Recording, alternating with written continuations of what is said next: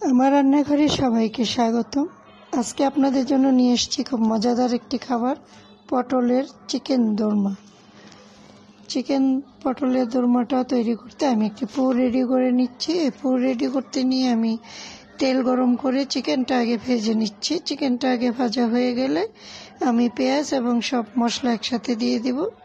আমি এরই মধ্যে পেঁয়াজের সাথে হলুদ, মরিচ, ধনে জিরে গুঁড়ো এবং আদা রসুন বাটা, দুটো কাঁচামরিচ কুচি, এগুলো আমি রেডি করে রেখেছি, একসাথে দিয়ে দিলাম। আমি এখন ভাজবো। একটু ভাজা হয়ে গেলে আমি এক সাইডে ওটা রেখে দিব। এর মধ্যে আমি ঠান্ডা করে নিয়েছি। ঠান্ডা করে পটলটার যে রেডি করা ছিল সেটা আমি এখন পুর ভরে দেখাবো।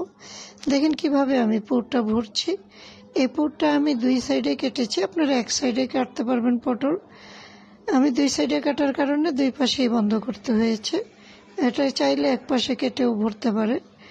দেখুন আমি কিভাবে একটা কাঠি দিয়ে বন্ধ করার চেষ্টা করছি। এইভাবে বন্ধ করে নেবেন, তারপর ভেজে নেবেন। আপনার পছন্দ মতন ভাজবেন। আমি একটু ঘি দিয়ে ভেজেছি, আপনি চাইলে তেল দিয়েও ভেজে নিতে পারবেন। আমি পটলটা ভাজার সময় ঘি ইউজ করেছি যাতে একটু টেস্টটা ভালো হয়। আপনার পছন্দ মতো ভাজবেন। আমার এই যে সবগুলো রেডি হয়ে গেল। এখন আমি একটা কড়াইতে একটু ঘি গরম করে নিয়েছি। তারপর আমি এগুলো সব দিয়ে দেব, দিয়ে হালকা করে ভেজে নেব। ভেজে আবার সব তুলে ফেলবো। তারপর আমি মশলা কষিয়ে সুন্দর একটি মাখো মাখো করে পটলের দোরমাটা তৈরি করে নিব। আপনারা দেখতে থাকুন আমার চ্যানেলে কিভাবে আমি তৈরি করছি। আমার এই চ্যানেলটা দেখে এভাবেই তৈরি করতে পারবেন। আমি সবগুলো দেখে আপনাদেরকে দেখানোর চেষ্টা করেছি, যাতে এই ভিডিওটা দেখে আপনারা চিকেন পটলের দোরমাটা তৈরি করতে পারেন। আমি এই যে আমার ভাজা শেষ, এখন আমি তুলে নিব।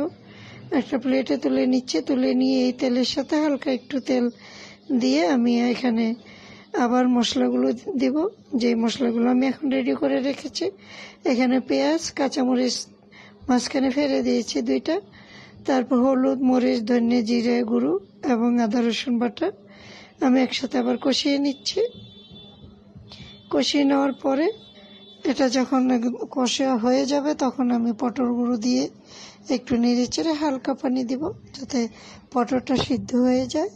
পটলটা সিদ্ধ হয়ে একদম সফট হবে, দেখতে সুন্দর লাগবে, খেতে খুবই মজা লাগবে। এই খাবারটি খুবই মজার।